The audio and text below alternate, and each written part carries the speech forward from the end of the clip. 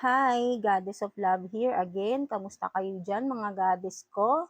Anong meron sa atin today? So yeah, another reading na naman tayo today for the collective. So no zodiac signs tayo, right? No? So meron tayo today na mga i-discuss topic or situation na pwedeng makaresonate sa inyo mga collective. So let's see, let's get three cards dito na pwede nating i-discuss today. So yeah, tignan natin. Universe, please. Holy Spirit, I need three cards. So meron nang lumabas, mamaya na. So okay, one more please. One more card please. One more card. Please, one more card. Pwedeng situation ang makukuha natin or message from God or yeah, universe. Pwedeng scenario, yeah, kung sinong makaka-resonate. Tignan natin. One more card, please. Universe, please. Holy Spirit, I need one more card. Tignan natin. One more card, please. So yeah, meron nang lumabas. So, tingnan natin kung anong nakuha nating mga cards. So, we have this. When the time is right, I, the Lord, will make it happen. So, yeah, tingnan natin tong pangalawa. So, where there is unity, there is always victory, no? So, and the last one, you are strong, you are strong to not take the action. So, yes. So, sinasabi sa inyo, for some of you, na ang message sa inyo ni God, ni universe is, when the time is right, I, the Lord, will make it happen. So for some of you, maybe, collectives, meron kayong hinihintay na something, no? Or meron kayong mga wishes, may mga dreams kayo na gustong ma-achieve, no? Gusto nyong ma-reach, no? You have goals to reach, no, na iniisip nyo. And then, sabi ni Lord is, when the time is right. So, maybe, right now, for some of you nga, baka kino-question nyo, bakit I'm working hard naman, bakit ganito, hindi ko pa rin na-achieve, bakit ganito pa rin, walang nagbabago, no?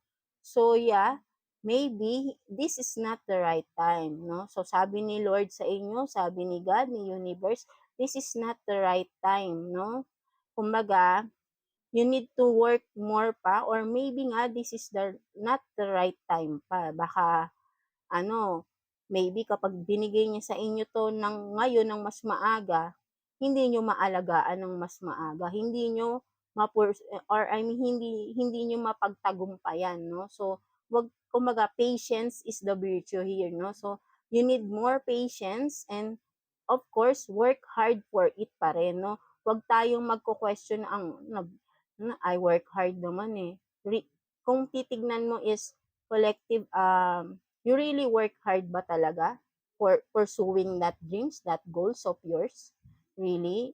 You have to be mindful din kung baga hinay-hinay lang din tayo sa pagsasalita, baka minsan baka naninisi na tayo, nasasabi natin, grabe naman pagtatrabaho, ganito, ganyan, di ba? Hindi naman kumaga lahat naman ng hard work natin is nakikita naman ni Lord eh. So, we need to be patient lang. Kasi syempre, kumbaga, hindi naman sa kumbaga, lahat naman tayo, nagagrant naman ni Lord eh. Kung hindi lang natin namamalayan, minsan, ito pala, kahit simple lang yan, binigay sa iyo ni Lord.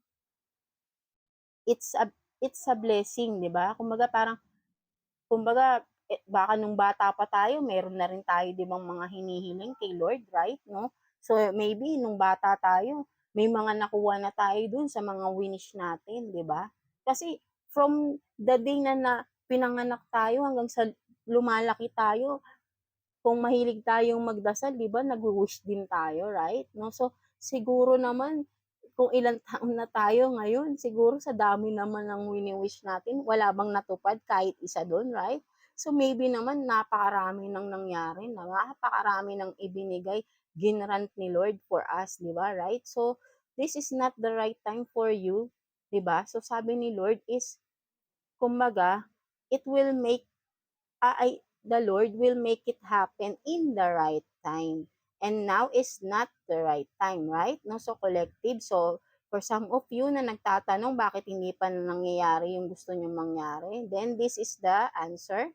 God answered, this is not the right time for you, collective, no? So, continue mo lang kung ano yung ginagawa mo, 'di ba? Kung ano man tong ginagawa mo for your goal, for your dreams, 'di ba? Continue mo lang 'yan. At least wala kang tinatapakang tao, no, right? So, basta gano'n kasi minsan kasi hindi natin alam bakit tayo hindi napu-pursue yung mga goals natin, eh. Hindi lang naman dahil nagwo-work hard tayo, eh, hindi porket nagwo-work hard tayo is dapat ma-receive na natin yung dreams, no. Kasi kapagka halimbawa maraming maraming factors para ma-receive natin ang isang dream. We have to be kumbaga we have to yung bang patunayan natin kay God, 'di ba? Na deserve natin makamit yung dream na yun, right? No? So maybe for some of us na halimbawa, yes, nagtatrabaho naman tayo, work hard tayo, right? No? But then pagdating ba natin sa family natin, nagwo-work hard rin ba tayo? For some of us, baka nagwo-work hard tayo para lang sa sarili lang natin, but then hindi naman tayo nagbibigay para sa iba, right? 'Di ba? For some of you, but then you are questioning, bakit wala pa yung goals ko, wala pa yung dreams ko, why it's still not happening, right? No? So, you have to look back. Ano bang ginagawa mo? Why are you working hard? Dahil lang ba para sa sarili mo? We are here in earth para hindi lang para sa sarili natin, right? 'Di ba? We are here because we have purpose. Dinagay tayo dito ni God dahil may purpose tayo, hindi lang para sa sarili natin. Para makatulong din tayo sa kapwa natin, even in a small ways, 'di ba? Kung nagwo-work hard tayo, para lang ba sa sarili natin? Of course not, right? Kailangan natin i-share yan sa family natin, di ba? Baka for some of you, hindi kayo nag-share, puro sarili nyo lang, lalo na ang mga kabataan, right?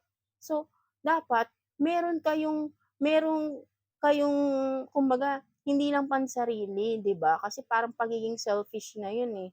We are here kasi meron tayong family, we have loved ones, 'di ba? Na dapat tinutulungan din natin even in a small ways. But syempre, hindi naman lagi tayong tutulong dahil baka wala nang matira sa atin, right? So we have to be balanced, right? No? So baby, you are not balancing yourself. Baby, lahat ay parang kabig ka lang ng kabig. For some of you, no offensement, right? No? So, yun nga, kung meron kang gustong ma-achieve, make sure na you are balancing yourself. May gusto kang ma-achieve, kailangan meron ka ring ibibigay. That's why dapat balance, give and take, right? 'Di ba? So that's it. Hindi naman tayo magbibigay kay Lord kasi kumbaga si Lord wala naman siyang kailangan na ibigay natin sa kanya. Ang kailangan lang ni Lord is have faith, 'di ba? Maniwala tayo sa kanya na mangyayari lahat. Maniwala tayo sa love niya, lahat. Have faith lang talaga, but then to be able to grant our wish, we have to be, we have to give and take. No, humihiling tayo kay God, meron din tayong ibigay. Like for example, we have to share, 'di ba, sa kapwa natin. So yeah, that's it for some of you na naghihintay ng bakit wala pang nangyayari. So maybe I hope naka-resonate ka rito, no, collective, no. So yeah. So in this one naman, we have this, where there is unity, there is always victory, no? So, from the word unity and victory, no, right? So, yeah, kasi alam mo, ang ang mentality na kasi ng mga tao ngayon, no, no offensement ulit, no? So, ang mentality na kasi ng for most of us, no? Ako, minsan hindi ko naman ine-accept yung sarili ko. Minsan may times din na gano'n eh. Kapag why? Bakit tayo may mentality na minsan hinihila natin yung pababa yung isang tao?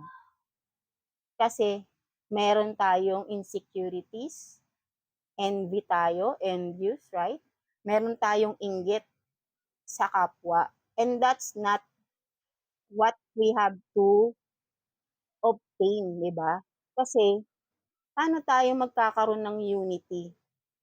I mean, kailangan may unity tayo para maging victorious tayo lahat-lahat, 'no? Hindi lang isa, 'di ba? Kumbaga, sama-sama tayo maging maging maunlad, hindi lang yung iisa. Kasi minsan karamihan talaga sa atin, lalo na pagdating sa money, right? Kasi 'pag money, parang kakabigin mo yan, eh. Whatever it takes, kailangan sa'kin yan, eh, right, 'no? So, dapat hindi gano'n, 'di ba? Kumbaga dapat ayun na yung kasi ito kumbaga magulo na yung ano natin, eh, katulad ng nangyayari sa naggegerahan ng mga bansa-bansa natin, 'di ba, ng sa I mean sa ibang bansa naggegera sila, 'no? Kung titignan mo, 'di ba, bakit bakit kailangan bang maggera? Bakit? Kasi kung meron lang pagkakaisa, kung meron lang pagkakaunawaan, 'di ba, walang maghihirap, walang magpapahirap. Pero kasi ayaw magpalamang ng isa, right? Kaya nagkakaroon ng awayan, nagkakaroon ng hindi magandang ugnayan sa bawat isa, 'di ba? Kung nagkakaisa lang tayo, meron tayong isa lang na pinupursong path, 'di ba? We will be victorious. At lahat tayo magiging victorious basta may unity tayo at iisang path lang ang dadaanan natin. Kasi alam mo, upon reading, etong while nung ano ba yan, alam niyo na-excite ako, no, collectives, no? Hindi, kasi alam niyo, etong nag-start akong mag-reading, alam niyo, kasi sabi ko nga, bakit ganun, no? Parang halos lahat pala ng nagiging problema natin is mostly is love. Karamihan sa, 'di ba? Kung mapapansin niyo, bakit lahat ng readings is more on love, 'di ba? Bakit heartbroken, ganyan-ganyan? Why? At bakit halos kung papansinin mo halos lahat nakaka-resonate.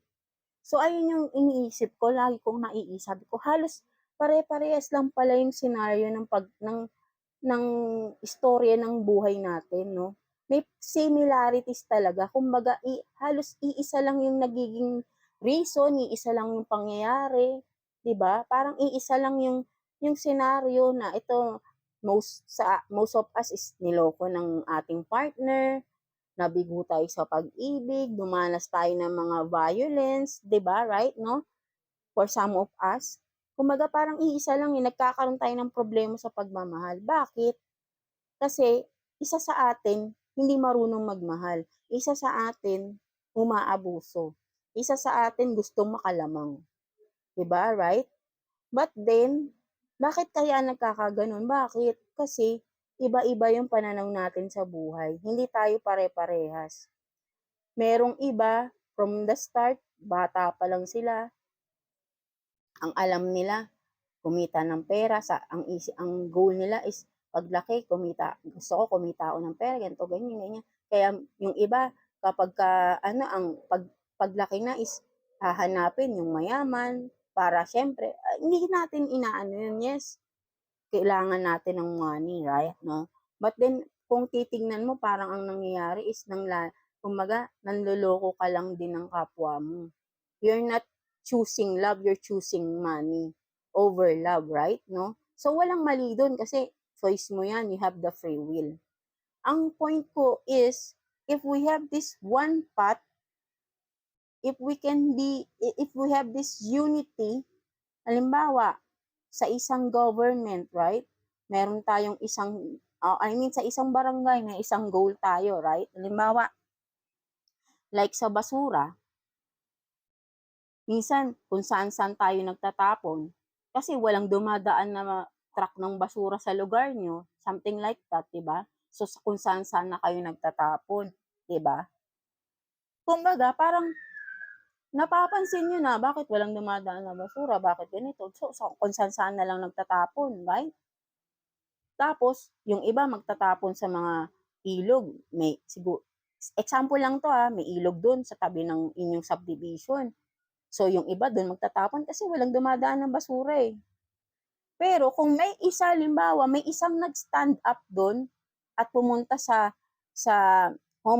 homeowners association nyo, HOA, something like that, right, no? Or sa barangay mismo, na nag-complain, wala pong dumadaan na basura sa amin. Kaya kung saan-saan kami saan-saan na lang tatapon, right? May isang nag-concern. But then, yung nag-concern na yun is hindi pinansin. So, what's the result? Wala. Nga, right? But then, may isang kung ito yung nangyari, example yung isang nag-voice out na walang basura, walang truck ng basurang dumadaan sa amin. Nagpunta sa barangay. I mean, nagpunta siya, example, pumunta siya sa kapitbahay, ba't walang dumadaan na basura sa atin? So, yung kapitbahay is wala rin pakialam, no? So, ikaw lang yung may concern, ikaw yung nagsumbong, and then, after that, ang barangay is, example lang to ang barangay is wala ring pakialam, no? So, walang nangyari. But then, ito naman, ang second scenario, ikaw may concern, nagpunta ka sa mga kapitbahay mo, bakit walang dumadaan ng basura? And then, your kapitbahay is may concern din. Oo nga, wala. So, nagkaisa kayo, lika, punta tayo sa barangay. Punta tayo. So, marami kayo, right? Pumunta kayo sa barangay. So, nakita ng barangay, ay, ang dami nyo. So, yung barangay, napaisip, ay, ang dami nagre-reklamo. So, ngayon, kikilos yung barangay, di ba? Kasi nung una, isa ka lang kaya hindi ka pinansin. Alam mo naman ang government, di ba? So, kung nagkakaroon ng unity, di ba? Nagsasama-sama tayo sa isang rason, then things will be possible, di ba? So, ngayon, nagsama-sama kayo, nagreklamo. And so, yung barangay tumugon. And now, may truck nang dumadaan sa inyo, right? Parang ganun lang yun, no? So, example ko lang yung collectives, no? So, para sa akin, if we have this unity, then together, we can be victorious, right? Walang laglagan, 'di ba? Sa community, sa family rin, 'di ba, right? Kasi family tayo, dapat hindi tayo naglalaglagan. Kung merong na-achieve ang isa, be proud. Hindi yung sisiraan pa natin sila kasi kung tayo naninira tayo ng kapwa, in the future babalik din sa atin 'yan eh. All that we said and done na negative sa ating kapwa is, yes, there is a backfire. Trust me, there is, no? Kaya wag kayong, wag kayong magsasabi man lang ng negative sa kapwa nyo. Please, collective, kasi alam nyo, meron talagang backfire. Yes, this is really true. Kaya, hanggat maaari, let's do good to others, mostly sa ating sarili. Respect yourself, di ba? Once you are respecting yourself, ganun ka din sa ibang tao. Alam mo yung pagpapahalaga sa ibang tao. So, it means unity is starting within ourselves. Diba? Kung meron tayong unity sa heart and mind natin, nagkakasundo ang heart and mind, and we are balanced, we can adapt or we can share that balancing sa ibang person, sa kapwa natin, 'di ba? We can share that respect, that love to other person. Genuinely, 'di ba, right? Hindi yung nagpapanggap lang tayo. And that is not unity kapag nagpapanggap lang tayo sa kapwa natin. Kasi pag once na nagpapanggap lang tayo sa kapwa natin, it means nanlalamang ka ng kapwa mo, right? So, if you want some unity, some peace, so yeah, if we have this unity, we can gain peace. We can achieve peace sa buhay natin, right? 'Di ba? So yeah. So I hope na may naka-resonate din, no? So yeah, 'di ba? And last one natin is you are strong to not take the action. So yeah. So no, for some of you, no, baka may nagtatanong sa inyo diyan na gagawin ko na ba 'to, 'di ba? Baka meron kayong gustong gawin na pero nag-aalangan kayo. So ito ang confirmation na 'wag muna. Maybe you have to take more time to analyze that, whatever it is na gusto mong gawin, gusto mong simulan, gain more knowledge pa para once na ready ka na, or I mean, gain more knowledge, details about it, 'di ba? Study more, kung ano man 'yan, para malaman mo, ikaw din mismo sa sarili mo, malalaman mo pag ready ka na eh. But then, kapag alanganin ka, it means you're not ready, right? So, once na na-feel mo sa sarili mo, you are ready, it means you gain more enough knowledge about it, right? You are confident to do that. But then, if you are alanganin, ay, ano ko, pero ano ba gagawin? But when you are questioning yourself, 'di ba, right? It means you're not ready. So don't take the action, right, collectives? So yeah, that's it, collective. So it's a confirmation for you, for some of you that are questioning if you are to pursue that kind of whatever it is of you are doing right now. Collectives is this is the confirmation for you na not to take action right now. So maybe you have to gain more knowledge about it, study more, research, do a research to be able to progress your I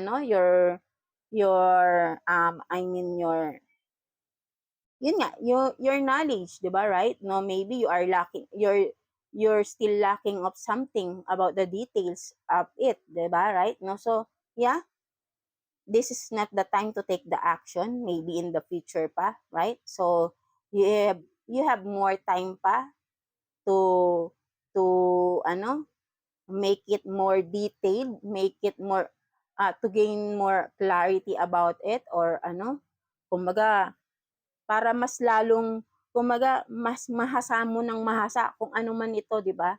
Kailangan yung kumbaga hindi naman perfect because nobody's perfect, only God, right? No?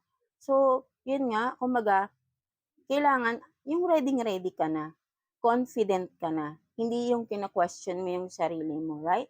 No, so yeah, that's it, collective. So I hope na may naka-resonate sa ating mga topics today, no? So until next topics tayo, no? I mean, kung ano, whatever it is, topic, or may mga questions kayo, no?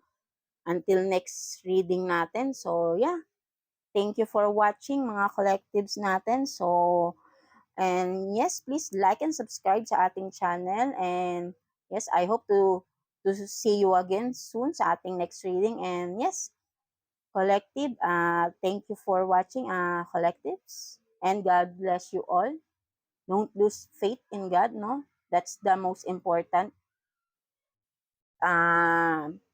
Yun nga, pinaka-importante sa buhay natin, right, no? So, yeah, that's it. Thank you, collective, and God bless you all. And yeah, thank you. Hi, collective, no? So, sana naririnig niyo ako, no?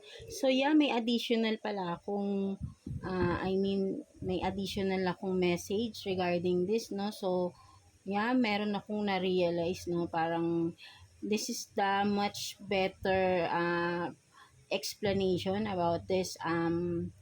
You are strong to not take the action. So, yeah, ang mas accurate na explanation here is that um not taking the action is not being hindi ibig sabihin na hindi ka nag-take action is mahina ka na or duwag ka, 'di ba? Hindi batayan ang hindi pagkikilos, ang hindi, for example is kung halimbawa may awayan and ikaw ay umiiwas sa away, it it doesn't mean na duwag ka, right? You are you are just strong enough para hindi makisali sa gulo. It's a wise decision. It's being strong and wise, right? No? So, yun nga, kumbaga, hindi kailangan lagi ka magte-take action sa isang bagay na pwedeng hindi naman mag-take action para lang sabihin na malakas ka, 'di ba? There are things to be done na hindi kailangan padalos-dalos, or there are things na hindi dapat gawin para lang sabihin na strong ka. Like, for example, yung may naghahamon sa'yo, something like that, pero hindi mo pinatulan. Then, sasabihin ng kaaway mo is duwag ka. No. You're just being wise not yes, not to take the action, di ba? Umiiwas ka lang sa gulo eh. Right? Ayaw mo ng gulo. You're just choosing peace of mind over what? Over chaos? Over dun sa kaguluhan, right? Because you are choosing peace. Diba? So, it's being wise not to take the action. At the same time, it's being strong. Diba? Hindi kaduwagan ang hindi pagkilos, ang hindi pagpatol sa isang istorya, no? Right? Halimbawa, may nag-aano sa'yo, may nagchichismis sa'yo, so hindi mo pinapansin. So, yung iba sasabihin, duwag ka ata or takot ka atang kumprontahin yung nanchichismis sa'yo, right? No? So ikaw, sasabihin mo, for what? Bakit ko siya papatulan? Eh, alam ko naman sa sarili ko na hindi totoo yung sinasabi niya. So, bakit ko papag-aaksaya ng panahon, no? You're just being wise, right? Not choosing to fight. For what? It's nonsense, right? No? So, yeah. That's it. So, ito yung additional ko dun sa yung aking pag-explain kanina, no? Mas medyo, dito ko lang medyo kasi kanina inaayos ko siya. So, parang biglang pumasok sa mind ko na parang ito pala yung dapat kong sinabi, no? It's not being duwag kung hindi ka magte-take action sa isang bagay. So, if you are collective is thinking of not taking the action, kaso lang nag-aalangan ka, baka sabihin sa'yo is baka mabash ka or something na duwag ka sabihin. No. If you think na dapat hindi mo gawin, then don't do it. 'Di ba? You're just being wise to not take the action. You're just being stronger. 'Di ba? Kasi sarili mo 'yan eh. Bakit ka makikinig sa iba? 'Di ba? Kung ano man yung magawa mong mali, ikaw yung consequence mo yun eh, hindi naman sa kanila, right? So yeah, that's it, collectives, no? So, pahabol ko lang to, no? So yeah, again, thank you for watching and please like and subscribe sa ating channel again, no? So, see you again, ating collectives, no? So, God bless you all. And yes, thank you, collective.